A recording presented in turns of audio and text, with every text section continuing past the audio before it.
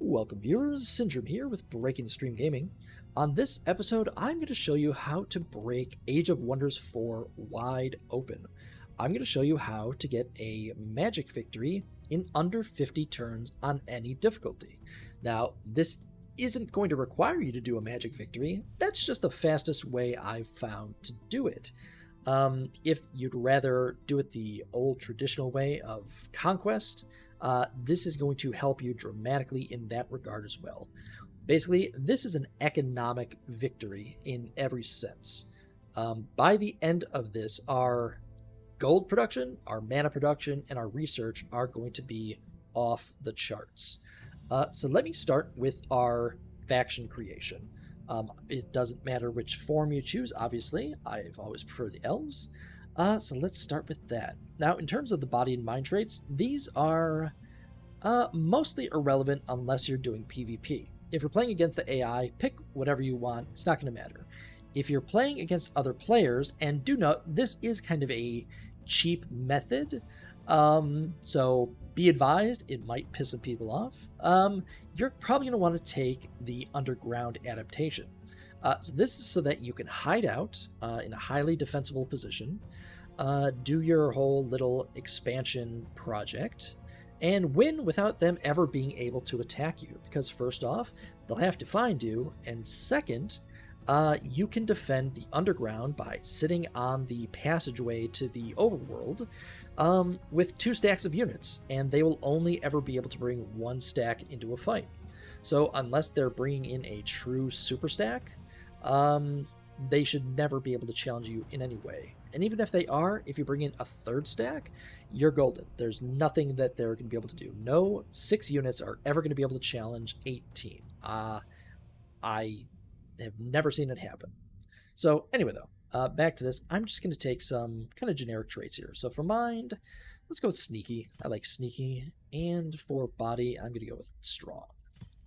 Okay. Now let's pick our culture.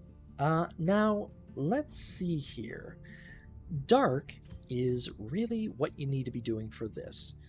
You can do this method with any of the other cultures, but it heavily relies on the Shadow Empire development tree. So picking Dark is going to get you 2 affinity with that right off the bat. Another nice perk is the stability negation. Yeah, it's just overall a decent faction, and it's very good for this specific method. So let's go ahead and select that. What defines their society? Now we're on the society traits. Now there are 3, maybe 5 traits that you're going to want to consider here. The first of them is Scions of Evil. This method is going to involve building a lot of cities. And the extra Imperium that you're going to get from Scions of Evil... Come on, let me just suffer that. Okay, whatever.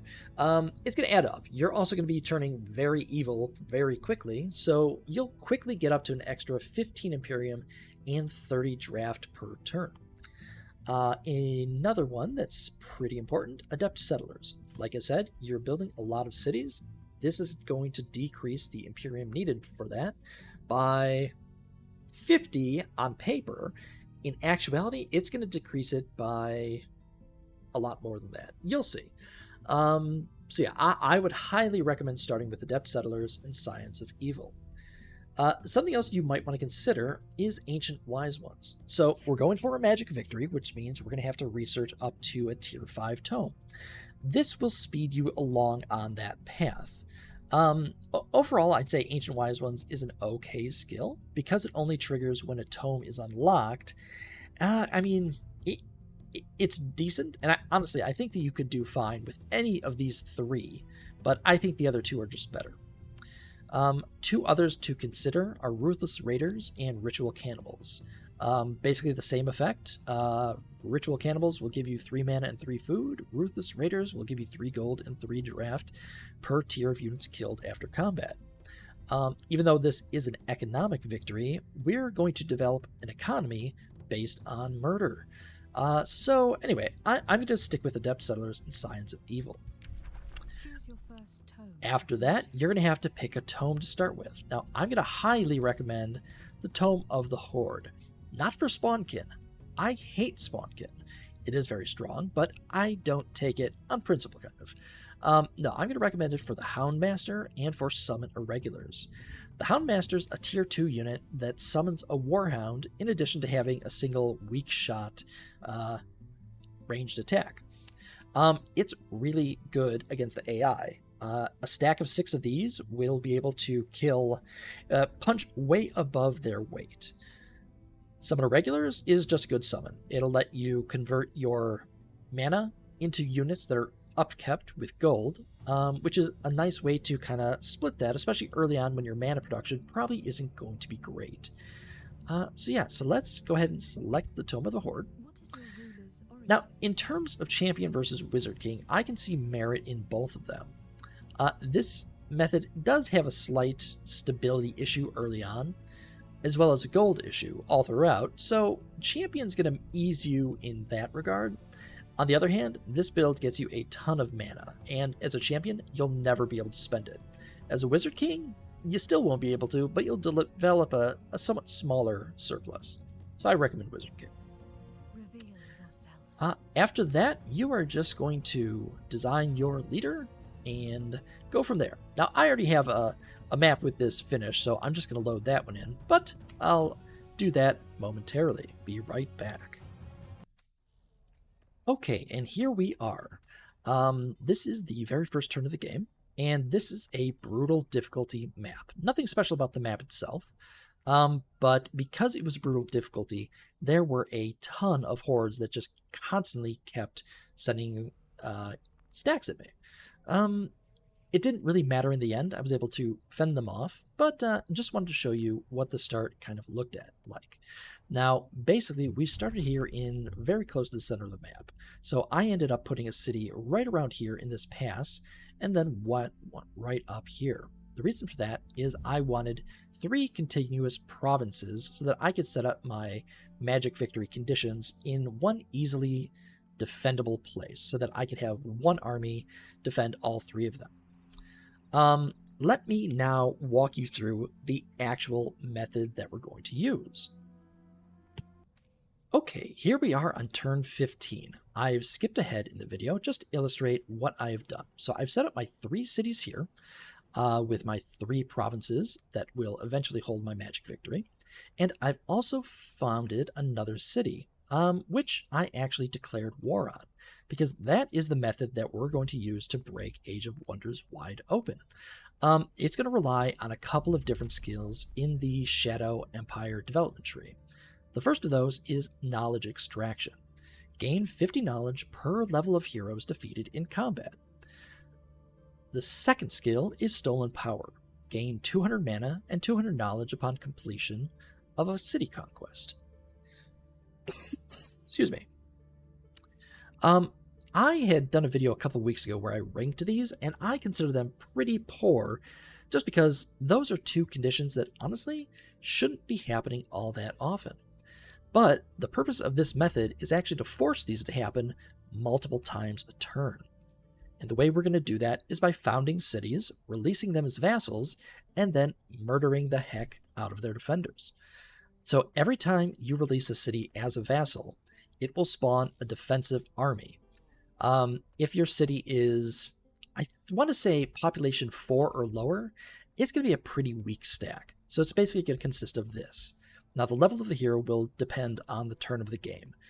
Starting at turn, I think it's 11, these guys level up to level 3. Turn 21, they go to 5. Then at turn 41, they go to level 7. And beyond that, you should have won the game already, so it doesn't really matter. But they do continue to advance. These units will become more powerful and gain more ranks as the population of the city increases, not as a factor of time. So what we're going to do is let's just go ahead and attack this city. Now, I don't actually have the necessary skill because I ran out of Imperium, so let me just do this real quick. Now, having done that, I killed a level 3 hero. Because of knowledge extraction, I would have gained 150 knowledge by doing that. In addition to that knowledge gain, though, there is also this. When you kill a hero, their remains will move to your crypt, and once there, you can sell them for money based on the level of the hero. Level 3 heroes sell for 80 each, level 5 for 120, and level 7 for 160. So I'm going to sell this hero. In addition to selling them for gold, you also get the items that they were equipped with. So if I go in here and take a look at the items I have, we now have a heavy crossbow, chestplate of vitality, and a ring of the inspired killer, which is what that hero was equipped with.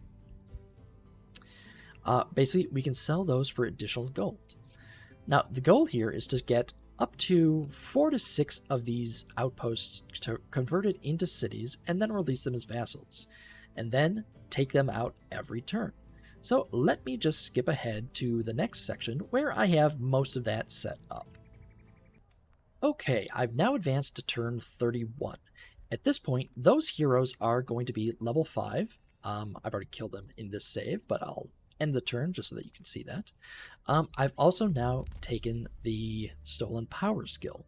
So I currently have, 5 cities on farm status? 1, 2, 3, 4, 5. And I'm about to get the 6th next turn. That means that for each of those 6 cities, I'm going to be gaining 200 mana and 200 knowledge each for a total of 1200 per turn. That is in addition to the 250 knowledge I'm going to get for killing each of those heroes. So that's another 1500 research a turn for a total of 2700? Beyond that, I'm going to get 120 gold for each of the heroes by selling their corpses. And I'm also going to get, I think it's 75 gold each from the Chaos skill, Battlefield Looting, just for killing the heroes and their units. So let me go ahead and end the turn just so that you can see how this will operate on a turn-by-turn basis. So even on brutal difficulty, you don't need all that powerful of a stack to take these guys on. Here I've got 1 tier 3, 3 tier 2s, and 1 tier 1, and they can clear it just fine when led by a hero with the support skills. Down here I have a similar stack, tier 3 and then 4 tier 2s, and I also have a hero that's only job is to run back and forth initiating the fights. Up here I have my other stacks, nothing significant really. So let me show you how this works. I'm going to go ahead and declare war on each of these vassal cities. Now if you'll recall, when I ended the turn last turn, these cities were all empty because I'd already killed their defenders. Now that I've released them as vassals again, those stacks respawned. And that is kind of the core engine behind all this. We're going to create a bunch of cities, make them vassals, and then we're going to farm them for experience, for money, for mana, and most importantly, for research. Okay, let's just do this over here. Do an auto combat, and here we go. We got 72 gold and 250 research for killing this stack. In addition to that, at the start of next turn, I'll have an additional 200 knowledge and 200 mana in my inventory. Let's do the same thing down here. I'm just going to take this out, and then I'll move this stack up 1 to get within the 3 hex range, and I'll start a fight with this one as well. And there you go. Another 72 gold, another 250 research, and the same thing will happen up north here. Let's go ahead and just initiate this fight. I lost a unit there, but it doesn't really matter. And another one here. And then why not? Let's just go attack this one. Okay, I lost a lot of units there. It's not usually like that. I'm just doing this kind of in a hurry. And I still have tier 1 units here, which you probably shouldn't. Okay, so after all that, I'm now sitting on a knowledge surplus this turn of 2,577. That is after researching Amplification Pylon. And at the start of next turn, I'm going to have an additional 1,200 that I accrued from these 6 fights. Because of that, you can research your skills amazingly quickly. So let's see. I tend to pick the cheapest skill I can. It will autocomplete because of my surplus, and then I'll pick the cheapest skill I can. And then I'll pick a new tome. Okay, let's just take this tome, tier 4, Tome of Paradise.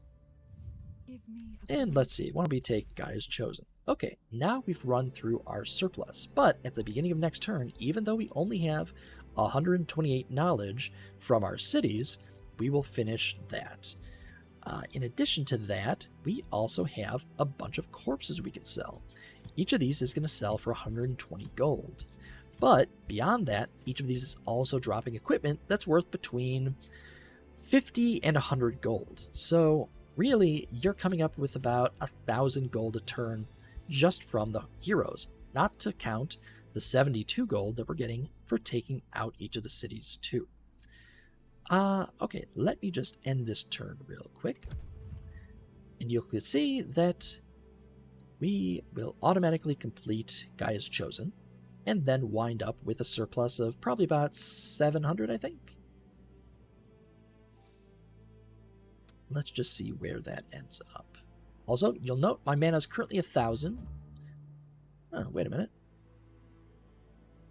Why didn't my mana increase? Oh, shoot. Okay, well, my bad. I forgot to release these cities as vassals. So, let me redo this. Let me just go ahead and set these to vassalize.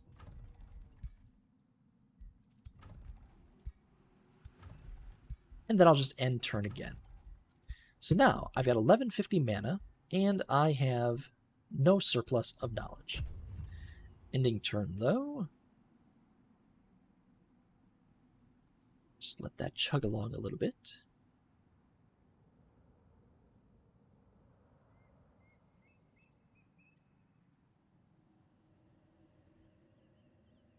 Come on, you can do it.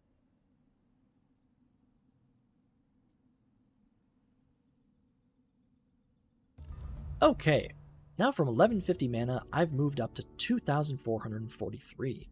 In addition to that, I have a knowledge surplus of 1,100. And you can do this every single turn. Just don't forget to vassalize your cities like I just did.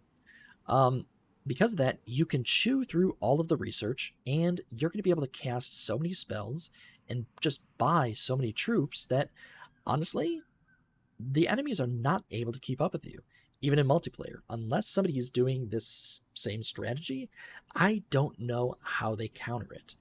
I'm going to go ahead and advance to turn 30, actually turn 34, but the one that I actually played, not this one where mistakes were made. So I'll be right back. Okay, I lied. Here we are on turn 35. I had already cast the Age of Nature on turn 34. And at this point, all you have to do is wait for the victory and hold your territory. Now, because these three structures are so close to each other, you can just send a couple of stacks here and wait on them. And really, that's about it. That's the method. It's a little bit cheap. I'm not sure if I consider this cheating or not. I would love it if you could comment and let me know if you consider this to be cheating. It's definitely within the scope of what the abilities do. It's probably not how they were intended to be used, though. I just suspect that killing your own people wasn't in the developers' minds when they designed those skills. But it's incredibly efficient. Turn 34, and I researched tier 5 tomes. Let me just skip ahead now to the end. Okay, and here we are on turn 48. Now, my gold and my mana are low because I haven't actually been killing my vassals for basically since I started the Age of Nature. And at this point, all you need to do is end the turn and the game will finish. Now, something that I didn't mention is that this is also a fantastic way to earn Pantheon experience.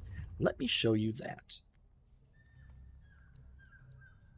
Once all the opponents take their turns anyway.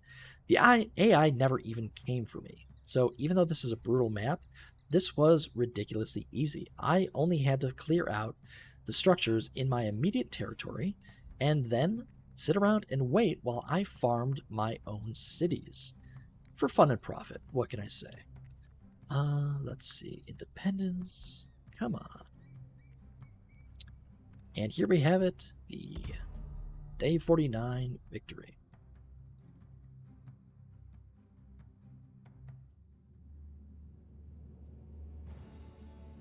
Alright, Age of Nature Victory, turn 49. Now, I would love to know if you know of a strategy for finishing a map faster than that. I haven't seen anything. I saw a post on Reddit about somebody that finished a magic victory and turned 61, which seems really fast. But I haven't seen anything else that is sub 50 turns. So please, if you know of one, send me a link to the video so that I can check out what they did and adopt that into my own strategy. So like I was saying, in addition to just being good as a way of winning very quickly, this is also going to be a great way of getting Pantheon points. So if you'll take a look here, you'll see that from that victory, I got 6,730 Pantheon points, which is good for 13 levels. The cause of that is heroes defeated, cities conquered, and houses vassalized. So basically, every time I conquered a vassal and then released it, I was gaining 85 Pantheon experience. And in this map, I did that, about 62 times. Now, this is actually the lowest experience I've ever gotten for doing this method. The highest was about 15,000.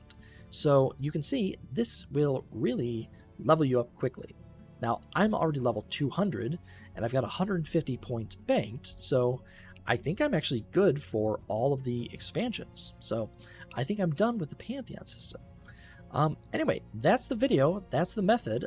I hope you found it entertaining, if not useful. So like I was saying before, please leave a comment and tell me if you think this is cheating. I know that if I came up against this in online multiplayer, I would be really pissed off. But it is within the scope of the rules. I'm not using any cheats here. I'm not exploiting an unintended, I'm not exploiting any bugs or anything like that. All I'm doing is making the best use of the systems as they currently are. Now, personally, I think that this needs to be patched because if everybody does this, it's very hard to counter.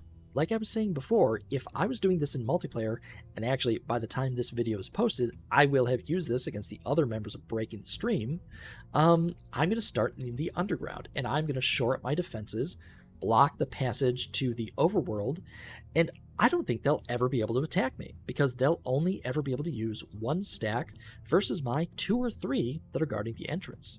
Now, if I get a bad map layout and there are other access points to my underground, then maybe, but they're still going to have to find me. And realistically, if I'm starting the Age of Magic on turn 34, do you think that they've really found me, let alone have a force on the way to take me out in 15 turns? I really doubt it. So, anyway, if you know of another way of winning this quickly or faster, please let me know. And also, if you can think of a way to counter this strategy, let me know that too. I mean, there is, of course, the early game rush. That could do it if you get caught unaware. But starting underground, it's going to be really tricky for them to find you. Anyway, I hope you enjoyed the video. Please feel free to leave a comment, to like, and to subscribe to our channel. We stream every Tuesday and Thursday at 10 p.m. Central Time. And we hope to see you there. Just, this is a short version of the method. I did post a much longer one. I think the runtime is somewhere around an hour, where I went much more in depth as to the progress. So you can see the various stages of development in greater detail than I showed them here. So I'll include a link in the description to that video. So check that one out if you're curious about getting this one more in depth. Anyway, take care. I'll see you next episode.